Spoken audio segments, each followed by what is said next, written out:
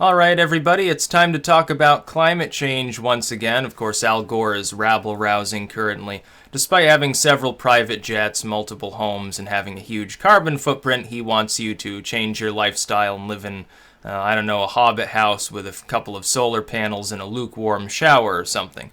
Let's discuss the topic of anthropogenic climate change now.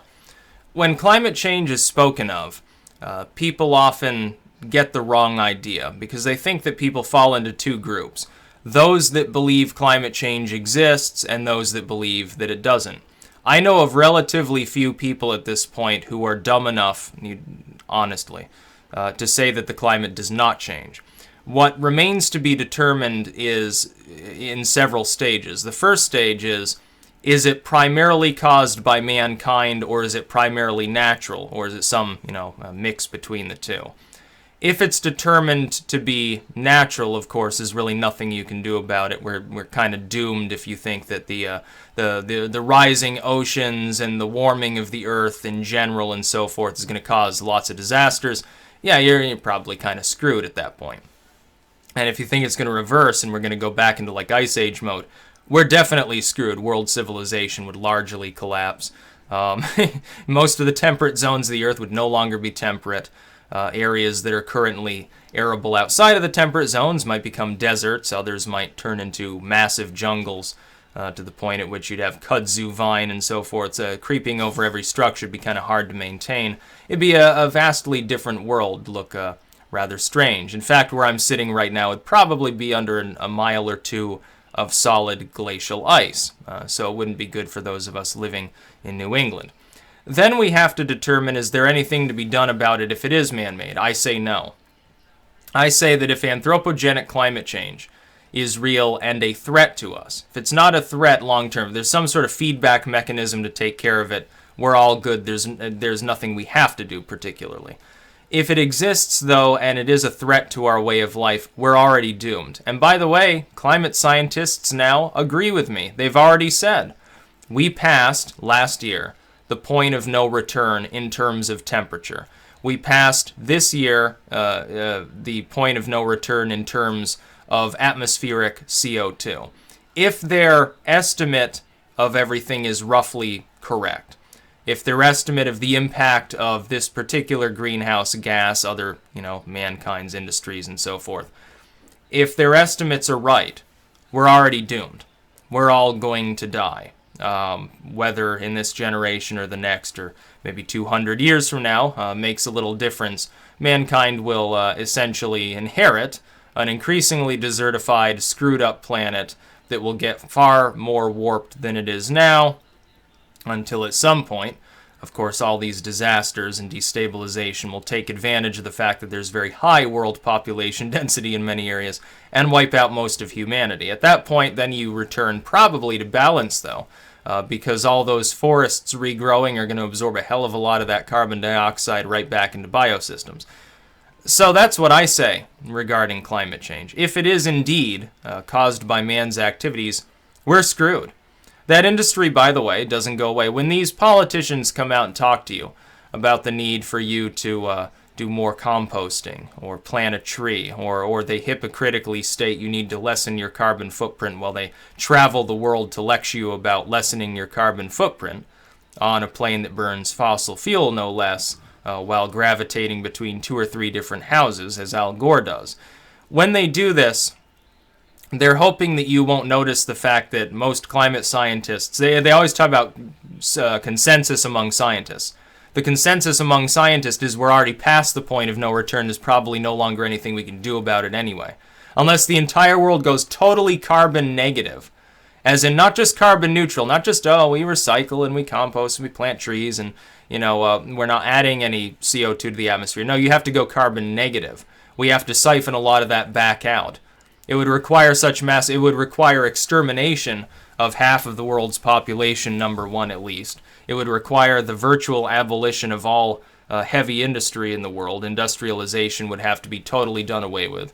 It would require mass reforestation, a total overhaul in agricultural practices. It would require a cleanup effort. You'd probably end up having to take half the world's population, put them to work cleaning everything up and planting all the trees, and letting them work themselves to death so that they wouldn't continue adding to the carbon footprint when those projects were done. It would be so draconian, humanity would collapse. It can't be done. It's simply not possible. So if anthropogenic climate change exists, Al Gore flying around the world to showcase some movie he's making on the subject isn't going to do anything. Those movies are going to be shown in theaters that are powered by fossil fuel largely anyway, to people that drove to the theater to watch it in cars powered by fossil fuel. What the hell are you accomplishing? You're just grandstanding in order to give your name more relevance and to take up an issue that means nothing to anybody. It means nothing because anyone with a cursory overview of climate science realizes that if climate science is right at all, we're already doomed, and there's nothing that we can do about it short of large-scale ethnocide worldwide. That is, you'd have to sterilize 90% of the world's population, let it collapse. Or you'd have to kill off a good proportion of the world's population. You'd have to let virtually all of the settled world go fallow. You'd have to revert to a pre-industrial city-state model, where you'd have some substantial urban centers, sort of old style, maybe Byzantine walled cities, with some farming villages connected by rudimentary mass transit apparatuses. It would have to be all electric. Where would you get that electricity from? It'd have to be all green energy. You'd have to mass plant every foresting plant known to man. You'd have to plant trillions of trees just to siphon the carbon dioxide out. All of the fossil fuel, like the open coal seams and stuff, would still be polluting. You'd have to cover that all up. You'd have to forget about oil entirely. You'd have to forget about industry entirely. And here's the second problem, is political. How are you going to get all the countries of the world to do that? Even if the Western world, the US, Europe, Canada, Oceania, Australia, New Zealand, some of these other states, even if they were to regress to that level, they were to say, okay, industry doesn't work. We're going to destroy the world. We refuse to do that. We're going to revert. There would still be other countries that wouldn't. They would maintain an industrial complex, and they would become the new empires. Whoever was left with an industrial apparatus, they'd become the new empires. You'd be better off starting World War III, launching the nuclear weapons to decimate 90% of the human population, so that no country was able to rebuild its industry for a good century or so. Then you can hit the reset button, and you can hope that a world culture emerges simultaneously all around the world nonetheless, that endorses a sort of rural city-state model. That is, most people in the world, they do small-scale survival farming, maybe a little bit of hunting and fishing, and that'd be all they'd do. Most of the world would remain nothing but virgin land. It would be unsettled by man. There'd be a few dots of humanity here and there. They'd have to manage to coordinate without a significant amount of power to do so. They'd have to maintain contact so you could make sure nobody went rogue. They'd have to use pre-industrial style militaries to suppress any upstart industrial movement. You'd essentially have an anarcho-primitivist style world at that point. It would have to be a lot of very intelligent individuals who would have to be left over, would have to voluntarily assert this new pastoral order and maintain it through violence. That's what you'd have to do. I'm talking carbon negative. I'm not talking about a world where, oh yeah, we've eliminated the sources of pollution. We're carbon negative. Carbon neutral. It won't make any difference. According to the climatologists, if the whole world, including like heavily industrialized China and India that produce more CO2 than the whole world did 100 years ago, they would have to go carbon neutral as well. And at least for a while, everyone would have to go carbon negative. They'd have to mass plant so many trees, rip out so many farms, let them turn back into forest. They'd have to capture as much carbon as, but they'd probably have to take biochar and pump it into the ground to capture carbon that way. A pre-industrial activity that is helpful for agriculture. You wouldn't even be using it for that purpose much. You'd be putting it in your farm soil. You'd also be piling it out in the middle of the forest just to say you captured carbon. Mankind would have to do so much cleanup. It'd take us 100 years just to even approach the level we'd have to be at to stop CO2 from rising, let alone put it into reverse. It's simply not possible. People's lifestyles, think of how they're going to watch Al Gore's spiel anyway. They're going to watch it on computers. The electricity for those, all the components, it all relates to fossil fuel. The movie theater, the car they use to go to the movie theater, the car they use to go to work so they can get the money to pay for their internet connection to watch Al Gore's movie. It's all fossil fuel related.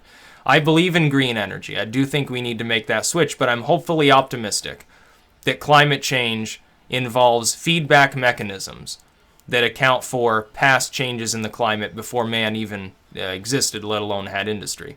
I am hopeful that there are feedback mechanisms involved that will solve the problem. It may take thousands of years to do so, but I'm hopeful that that will happen. And I do believe that man has a hand in altering the composition of the atmosphere. Our industry obviously does that. Whether or not that's primarily what's responsible, though, remains to be seen. We're correlating it, but we're not sure that the correlation is even there. We can't be completely sure that that correlation is real. It may just appear to be real. It may be in reverse. Maybe warming climate overall, leading to the situation today is simply more conducive to man advancing and being able to build all these things. Ice age ends, man spreads around. And so then there's another feedback mechanism. Perhaps it collapses at some point and then goes into reverse. We end up in another ice age. And by the way, the globe warming is probably better than the idea of an ice age anyway.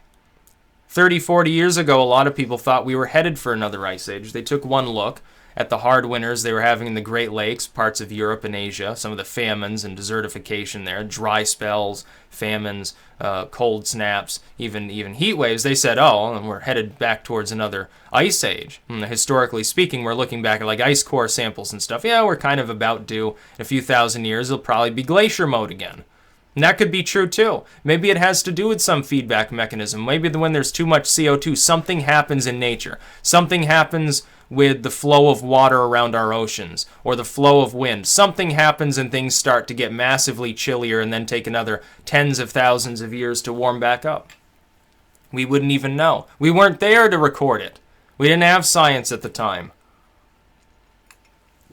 But if man is primarily responsible and it causes a threat to our existence, if it does get out of control and it keeps warming and warming and warming and CO2 keeps getting pumped into the atmosphere, and there's no way to reverse it, we're already doomed. We're going to die out as a species within 1,000 years.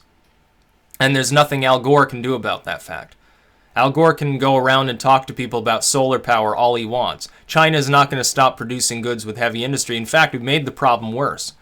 By slapping so many regulations on our own relatively clean domestic industry here and in Europe, we've moved it to countries with no environmental regulation, where the CO2 emissions are higher, where toxic waste is pumped out into rivers directly, no filtration, no attempt to filter. Nobody cares, except for those of us in the Western world. We're the ones that care about this issue. Chinese pretend they care while building more coal-powered plants.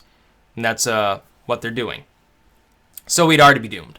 And there's, sadly enough, I hate to say this, if these climatologists are totally right, we're basically a pre-extinction species. We're going to go extinct. That's about all. Peace out.